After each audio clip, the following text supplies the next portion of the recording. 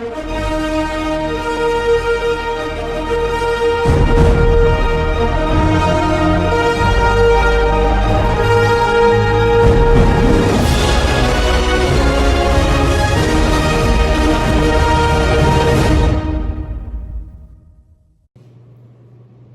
my name is Pete. I'm Jaden. And this is the PJP, the PJP Podcast. And today we have our anonymous guest speaker. And the topic we'll be discussing today is substance abuse. Alright, so welcome back to the podcast. Today we're talking about something that affects millions but also often gets misunderstood. Today we're talking about substance abuse in the youth. So, something I want to start off with is, I want to ask our guest speaker here, how does peer pressure affect you? Like, is peer pressure real? Peer pressure is definitely real. Something a lot of people can fall for when they're in big groups of people. It's just you gotta have like a lot of strength to not fall for peer pressure. How do you think it affects you? Like, It affects many people and getting to do something they're not willing to do. They're really more doing it because their friends said so.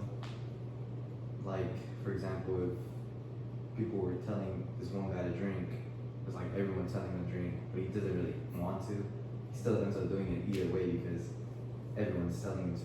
He falls for the peer pressure. that makes a lot of sense. 'Cause do you think peer pressure, do you think that's why you maybe started drinking, smoking? Yeah, I fell for the peer pressure and it's just been drinking and smoking every day after that. How do you think is the best way to avoid peer pressure? I think just gathering yourself around the right people. It's like people who won't peer pressure you into doing things, just like real friends, you know. I like that. That's very good, thank you. Now, something else that I do see a lot of people like, I'll go out to a little party, but I would never drink alcohol or smoke or anything. But what I do see is I see a lot of people like sometimes when they drink, like even in family events versus high school parties, a lot of the time like I'll see some people, I'll see them have a drink or two, they're having a good time. But then also see some people where they're like blacked out and their friends are having to carry them to the truck and they get an ambulance called. Like that's just like so crazy to me. I don't even know how people get to that point. But like, what do y'all think like the line is of like having like just a good time versus like abuse and like hammering it out? I feel like it's all just like knowing how to take care of yourself. Like you gotta know when to call it quits. Cause like you'll often see people be like, oh yeah, I'm good, I'll be able to drive myself home, but they're not able to walk. And you know, the people around them, like their friends and stuff, won't call that out. So I feel like a lot of it is being bold and like being able to call stuff out. Being like, hey, you're having way too many drinks, why don't you just chill down? Or be like, oh, you're too drunk to drive, maybe I'll just call you an Uber home, or I'll drive your car home. You know? Personally, I think it's just when stuff goes like bad, is usually when that's like just abusing the substance, like drugs, alcohol, or just smoking. It's just, but like it gets to a point, there is a line where if you cross it, it's just not fun anymore. And to be honest, you don't have to have fun when you're drinking and shit. There is a line, and it's just if you drink too much where you're like not even functioning, I feel like it's just abusing it at that point. And like I've done some research like from Calvin Jonathan Pease, like consequences of marijuana use. Like I've seen like there's a term greening out, and like I've seen it in real life, and it is not a good thing. And like it's according to the website, consequences of marijuana use. Consider marijuana legalization. Insights for Vermont and other jurisdictions from the RAND Corporation in 2015. So there is like a line, or not a line, but like a scale. It's like a spectrum almost on like how much you can handle. Like even though it is very legal in like Texas here, I see a lot of people who like still smoke weed or like take bud, but it's like definitely like a spectrum of like how much you can handle, and there's like a lot of factors that go into it. It's like body weight, just like fat on you, like all sorts of things, and also like how used you are to it. Like I think a lot of like avoiding like abuse versus just having a good time is like knowing yourself. Like me, I'm a bigger guy, so like if I ever did that, I think I would definitely be a lot more here than Jones, who's a bit smaller than me. So I think there's definitely a method to knowing like when to stop and like having a good time versus abuse. So also, I think just having like a good time versus abuse, like what our guest speaker said earlier, is just like when it's fun versus when it's just like sickening at that point. Cause like sometimes like I've had like friends around me where like it's just like too much to handle. Like they're just like they're peeing everywhere. Like one time I had my friend stay at my house and he just like peed all over the bathroom because he had too much to drink and he couldn't have his seat straight. It was just such a crazy event.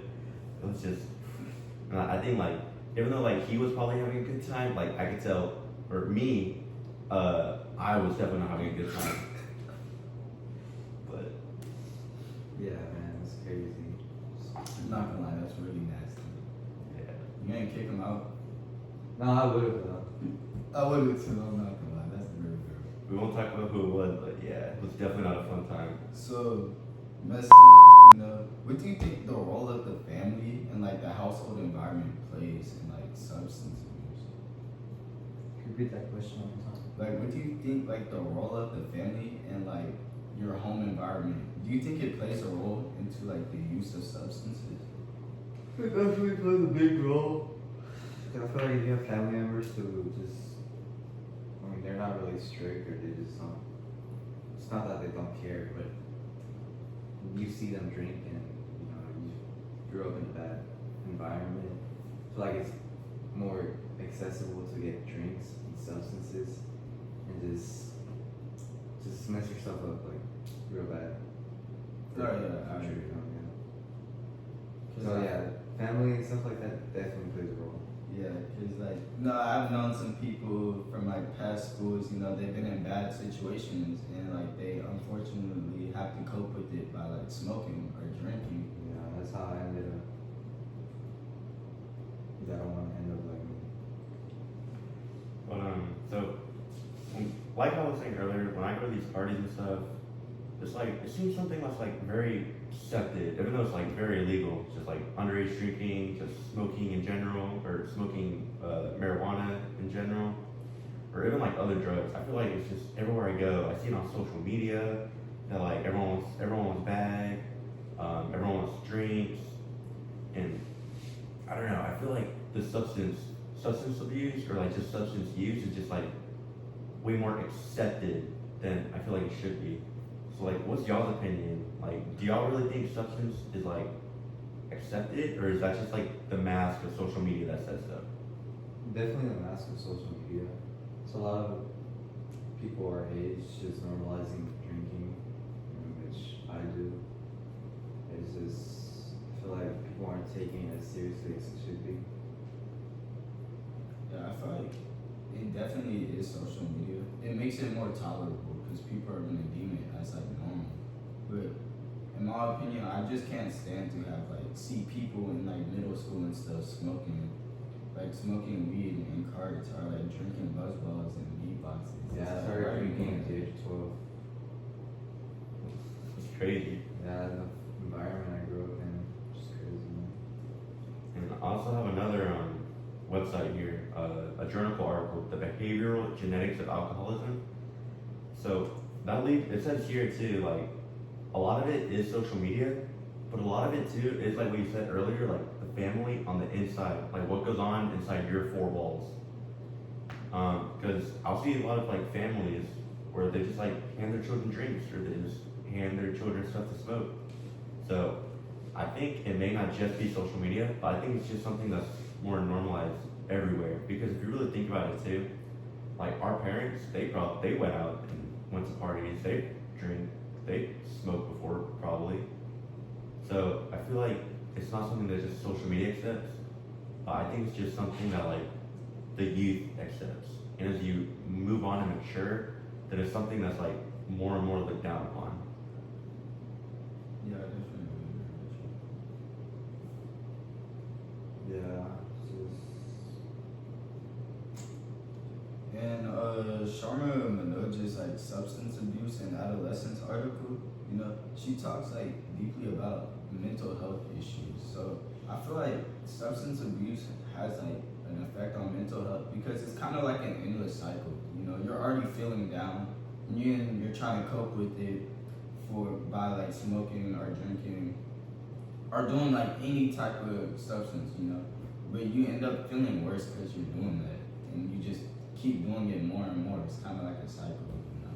I definitely feel that because I know a lot of people who like once they start, like they don't know when to stop, or I don't know if that's the right way to say it, but it's like once you get like that first sip of alcohol or like that first hit of weed, then like it's a gateway drug. You just like you just I know people like that. you just want more and more and more, and you just you just like keep you just, like I see it all the time at these parties. I like I'm like that. people will walk in sober, and then they'll get like their first shot, and then next thing you know, they just keep asking, and then they just like go asking around, and the next thing you know, they end up drunk on the floor with the ambulance being called, having to send them home. It's just such a shame to see. It's also really crazy because people don't really think about like the lengths people are really going to get these drugs and alcohol. Because I'll see kids like they'll steal money from their parents or spend their last 20 just to buy like a disposable vape or like buy some alcohol. And it's like I feel like it's really sad. They shouldn't have to go through these lengths to get something that's not gonna help them in the long run. Because you're absolutely right, but what I think also contributes to it too is like social media again, like backtracking a little bit, but so many people like post about it, so everyone just thinks like, oh, this is like something normal. What people do, they see it and they'll think of it as a coping mechanism, or just like a way to like be happy, just like have a good time. They think they need it for a good time because that's what social media says. You see it so much, all about, oh, I'm just living life having parties, I'm just living life drinking, I'm just living life smoking. They see it on social media and they're like, oh, this is something normal, so let me do it too. And it's like they fall into it almost like a peer pressure, but it's not even face to face. It's just like a peer pressure from like your environment almost. Yeah. But I think that does conclude what we have to say. Does anyone have any more points they'd like to make? I just want to say, don't do dumb stuff. Yeah, just don't drink or smoke. Like coming from my experience, it's gonna ruin you. Yeah, I think there is a lot of negative consequences that comes with smoking, you know, especially the brain fog. Yeah, I definitely can't. It's hard for me to do some simple tasks because then I end up forgetting halfway through. Like my dad smokes a lot, and you know, just like coming from him, being around him, you know, sometimes he does forget a lot of simple things. He's a really smart guy, but like he smokes so much, you know, sometimes he just can't remember all of it. It's great. But so I think that concludes our podcast, and I hope y'all and the audience take a lesson from this. Maybe if you are going down that path of drinking and smoking, maybe this will steer you away. Maybe it'll have you take a left turn and then stay away from this. But thank you. This is Pete, Jaden, and our guest speaker. See you in the next episode.